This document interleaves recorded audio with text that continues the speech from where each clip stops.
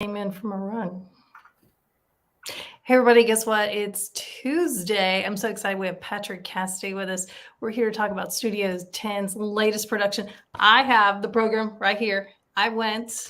Here Can you you go can again. you sing can you sing the song? It's the title song. Uh, I'm not going to do that to everybody. A little early in the morning for A little that too early. I just came in from outside. We'll save that for another time. Give me some warm up. one.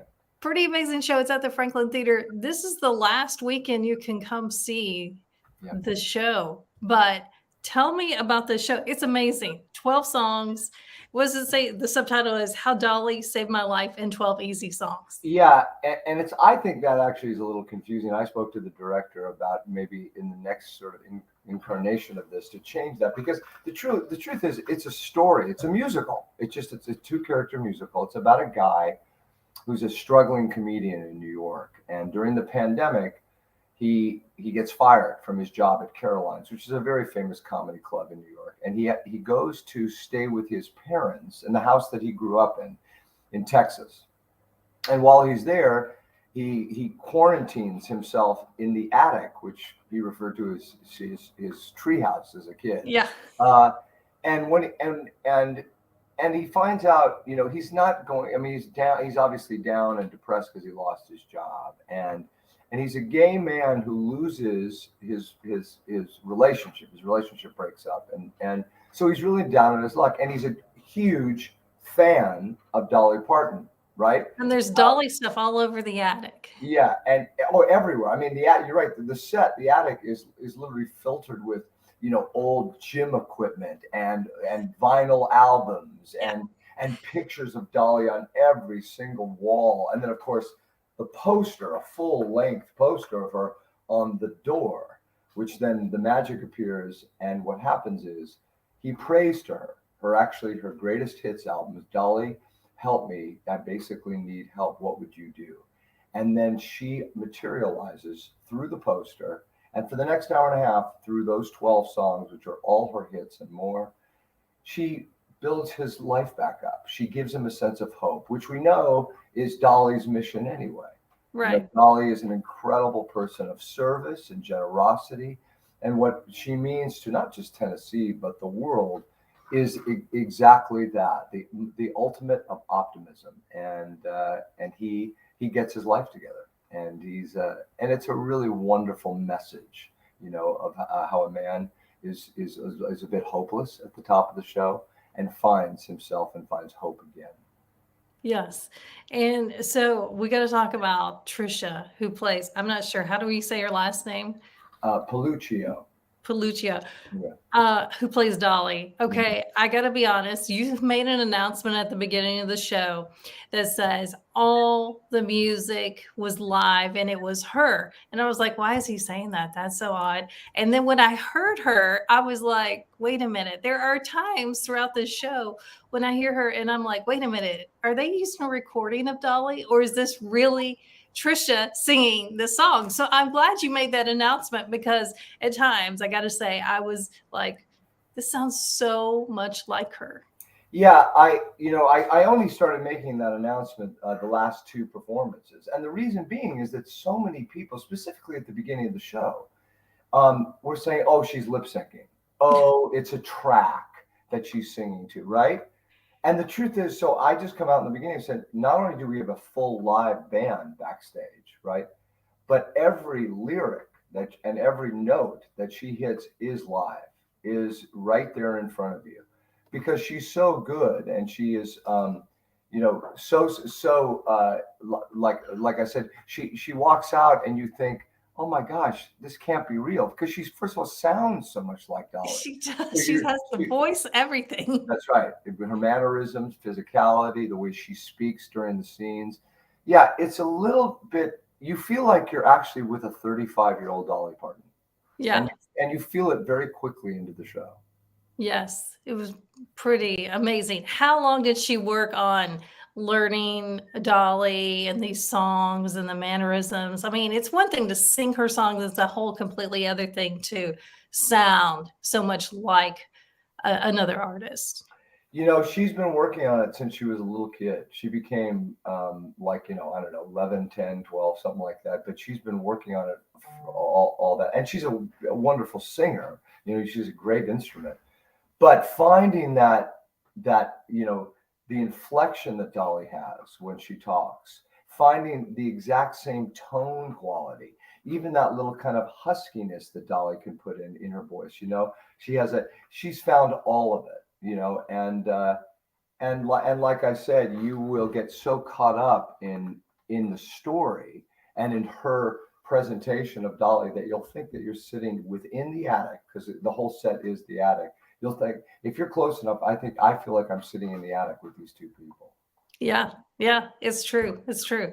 And also the costuming was amazing. The dresses she wore, I mean, the whole thing. I cannot say enough about it. Has some of my favorite songs in there. Of Oh yeah, course, Here You Come Again, 9 to 5, Jolene. Jolene, yeah, and they do the great song "Islands in the Stream" that she sang with Kenny Rogers, Yes.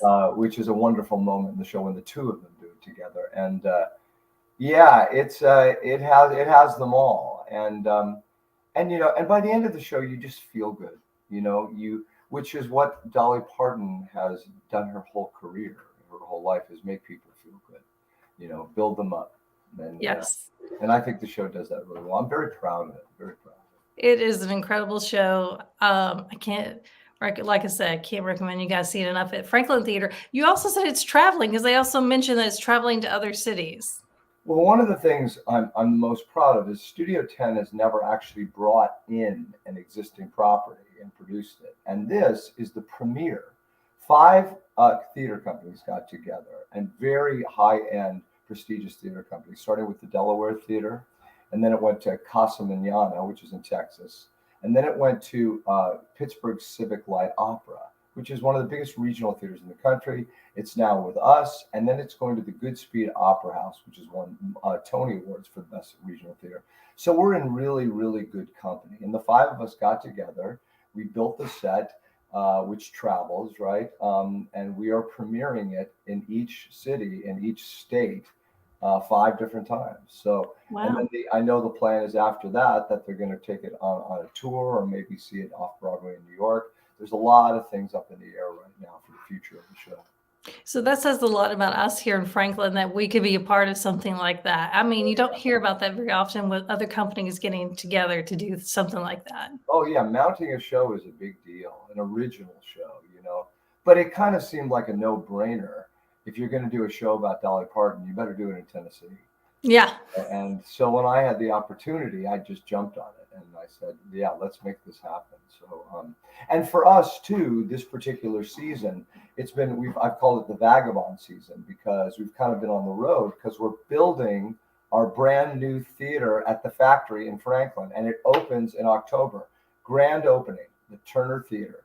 And so this season has been sort of finding each venue that Studio Tenn can do shows in. And we started with Elton John's Aida at TPAC. It was a partnership that we did in the Polk Theater. And then we did it in March, April, we did Smoke on the Mountain, which was a Tennessee bluegrass gospel show about a Baptist family. And we did it at the historic Franklin Methodist Church, the 1871 church. It was extraordinarily successful. People loved it, right? And now we're doing Here You Come Again, like I said, bringing in and premiering a brand new show. And then after this, to close our season, we're doing The Sound of Music, and we're doing it at CPA, Christ Presbyterian Academy, in their beautiful theater there. So that's our season, all in anticipation to open at the Turner Theater in October. I can't wait for the new theater to open. Like, I was there when you guys were laying out the plans and showing us what it's gonna look like. It's something really special. I can't wait to see it. Oh, me too. I mean, I remember I just walked in to the lobby recently, because the whole front had been closed. And about a month ago, I walked in the lobby. They had opened the lobby. They have that beautiful sky bar, and they have all the fronts of all those businesses. High-end retail, fine dining restaurants. Sapphire is coming back, and then if you keep going and walk on the right side, you'll see the box office, and you'll see home of Studio Tenn. You'll see Turner Theater, and the idea, excuse me, and the idea is that people can go have a fantastic meal, right? Right. And then go buy a ticket to Yeah. see either Jersey Boys or Driving Miss Daisy. By the way, Jersey Boys we're not doing this season, but